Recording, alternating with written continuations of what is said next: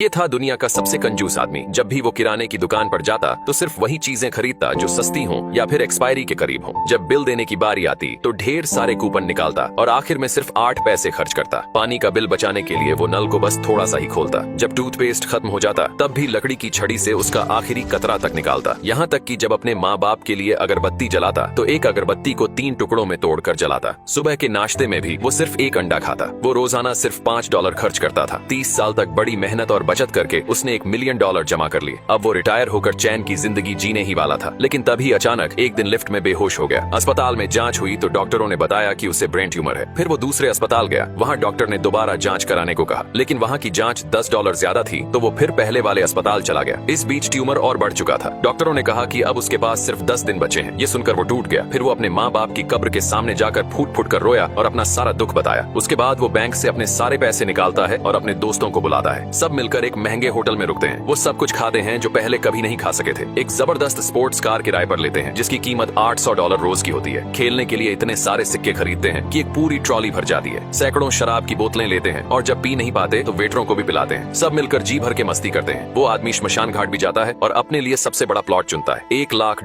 के नकली नोट खरीदता है जो मरने के बाद जलाए जाते हैं। वो मरने वालों वाला मेकअप भी करवाता है ताकि सब कुछ पहले से तय रहे। आखिरी दिन वो अपने घर लौटता है। वहाँ रखी हुई एक एक्सपायरी हो चुकी सॉसेज खाता है और थोड़ी ही देर में बेहोश हो जाता है। उसके दोस्त उसे फौरन अस्पताल ले जाते हैं। जब वो होश में आता है तो डॉक्टर बताते हैं कि उसकी रिपोर्ट गलत थी। उसे ब्रेन ट्यूमर था ही नहीं। असल में उसे फूड पॉइजनिंग हुई थी क्योंकि उसने सड़ी हुई चीज खा ली थी। ये सुनते ही वो जोर जोर से रोने लगता है क्योंकि उसने अपनी पूरी जिंदगी की कमाई कुछ ही दिनों में उड़ा दी थी।